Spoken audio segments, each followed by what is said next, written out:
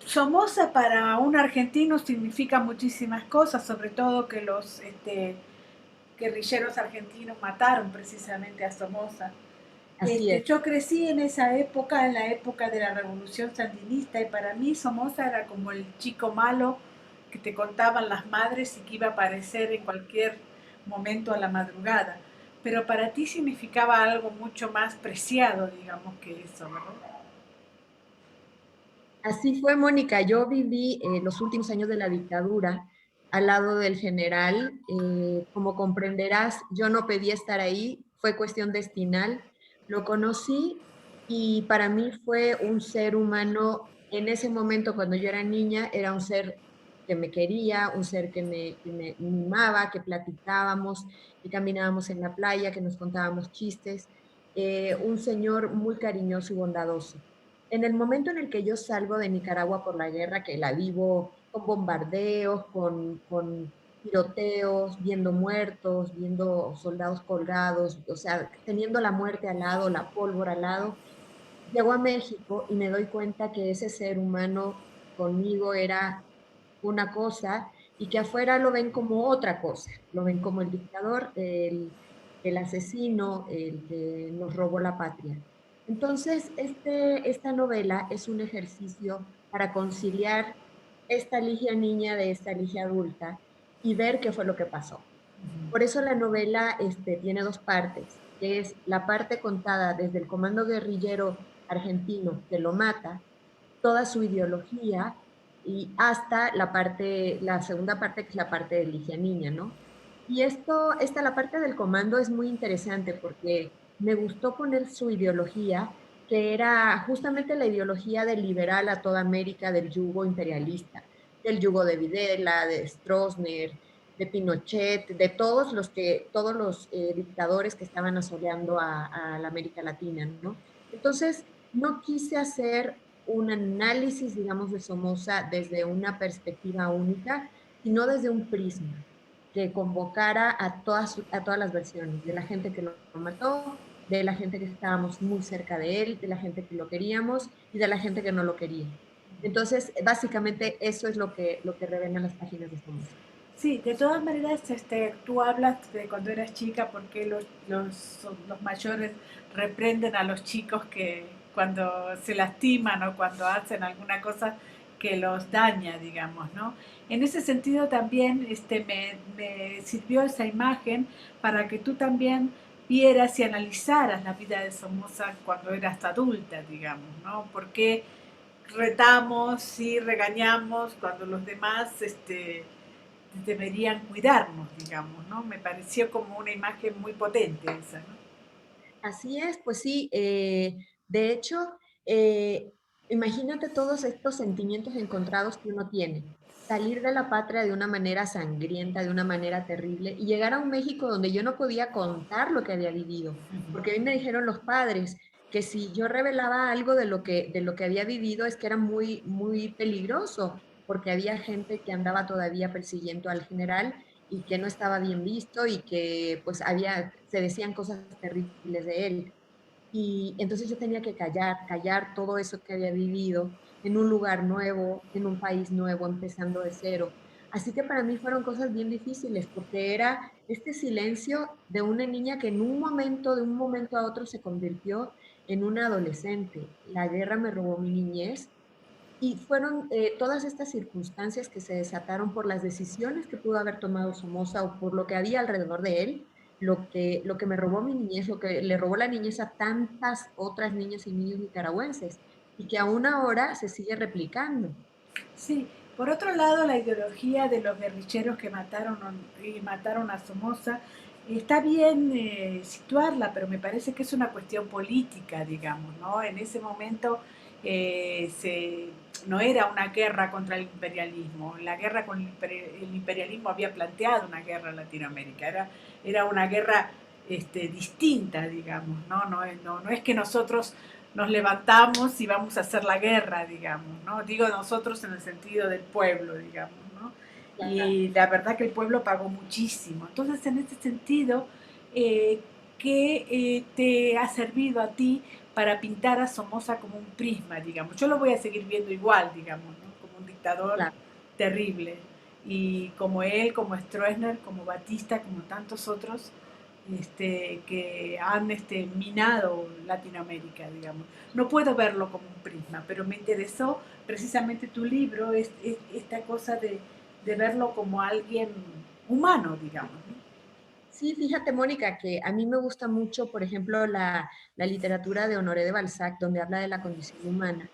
Y como escritora y como para reconciliar mi propia historia, quise tomar eso, la condición humana, de qué estamos hechos, cuál es nuestro tejido. Y las personas terriblemente malas y las terriblemente buenas tienen algo bueno y algo malo también, porque no somos de un solo color, tenemos diferentes colores. Y creo que era bien importante dejar mi testimonio, porque sí forma parte de la historia de mi país, porque es una parte de Somoza que nunca nadie la había visto. La historia en realidad la escriben los vencedores y muchas veces se censura o se borra lo que no quiere que el que perdió se sepa, ¿no? Que se sepa. Entonces, por eso para mí era importante escribir este testimonio, darlo a conocer, sin hacer, sin decir que voy del lado de Somoza o que voy del lado de los feministas, no. Es simplemente un testimonio de la condición humana, muy a la Honoré de Balzac, digamos. Sí, de todas maneras, recordar a Somoza tal como era, me parece que sería muy bueno ahora para Nicaragua, porque precisamente Daniel Ortega ni siquiera lo recuerda a Somoza, digamos. Me parece que Daniel Ortega se parece bastante a Somoza, digamos, ¿no? Entonces, en este contexto siempre pienso que los pueblos se olvidan de todo. Tal es así que nosotros tenemos a Videla y pareciera ser que ese sería nuestro máximo dictador y sin embargo ahora empiezan a haber nuevos dictadores, digamos, como que pareciera ser que nos olvidamos y vamos a otro, digamos, y en ese sentido me parece que la gente tiene muchísimo que ver en el compendio de estos dictadores. Así es, y para eso es tan importante, yo creo, haber sacado el libro ahora, Uh -huh. porque justamente estaba terminándolo cuando ocurrieron los hechos de abril en Nicaragua, de abril del 18, que marcan ahora la dictadura de Daniel Ortega, porque es terriblemente doloroso que lo que ellos quisieron quitar en 1979 con la revolución se replique dictadura, se replique censura mediática, de prensa, se repite que la carne de cañón sigue siendo los jóvenes, que los mandan, por ejemplo, ahora los están siendo reprimidos, los paramilitares están siempre detrás de ellos, persiguiéndolos y amedrentándolos. Es una situación muy dura y creo que vale la pena que no se borre la historia, que justamente se escriba de lo que pasó para que no se repitan patrones que puedan afectar a una nación y que se sigan replicando para siempre. Sí, por otro lado está también la religión que practica la esposa de Daniel Ortega, que es tremenda, ¿no? Digamos, pareciera ser que son esas religiones de las clases bajas brasileñas, esas cosas que tienen que ver incluso con la Santa Muerte, ¿no? Una cosa horrible, ¿no? Sí, a mí me da mucho miedo ese tema porque es tema de santería y todo eso y cómo es posible, ¿no? Que tu esposa sea vicepresidente y que se dedique a eso. Son cosas que a mí, y además la historia familiar que ella ha tenido con su hija, donde la hija dice que fue violada por Daniel, Soy la América. Esas cosas son terribles y creo que tienen mucho que ver con esta ideología de esta religión. Uh-huh. También hay que pensar que en Managua y que en Nicaragua sabemos muy poco, digamos, ¿no? Porque yo jamás voy a leer todo la prensa de Miami, ni mucho menos de eso, digamos, porque exactamente me va a contar que Somoza era una bendición y que los sandinistas no. Pero lo que sí también es cierto es que todo el recorte de prensa es tremendo en Nicaragua. No sabemos absolutamente nada, sino sabemos algo por Sergio Ramírez, que nos va contando de vez en cuando alguna cosa. Es tremendo lo que está pasando ahí, no sabemos nada, digamos. nada, la censura es brutal y ahora con el tema del COVID también se cerró y no se sabe cuántos contagiados, no se sabe si están muy mal, no se sabe nada. Y no se puede entrar y salir de Nicaragua tan fácilmente ahora por el tema de la pandemia. Por eso mismo, porque hay unas censuras brutales que siguen doliendo. Mm.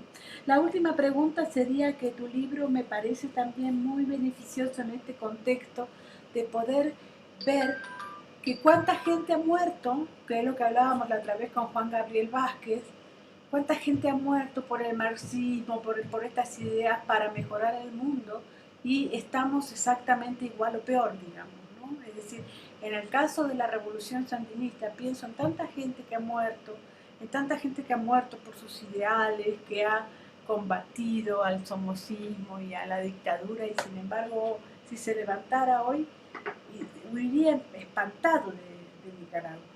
Sí, fíjate que es una tristeza porque he charlado con gente que salió en el segundo exilio, digamos, en el exilio de abril del 18, y es gente que comulgaba con los sandinistas y que de pronto los paramilitares los están, todo el día los están acechando y es una cuestión terrible. Entonces, gente que luchó al lado de los sandinistas vuelve a tener este problema y ya no para, parece como el día de nunca acabar, el odio de nunca acabar.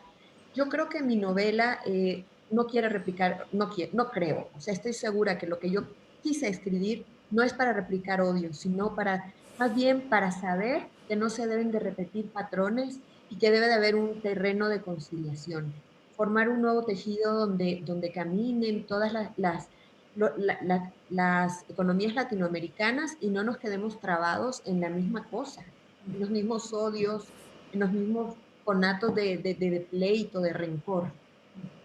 Bueno, perfecto. Ojalá tenga mucho éxito la novela y te mando un abrazo enorme. Muchas gracias por la Muchas entrevista. gracias, Mónica, igualmente, un abrazote.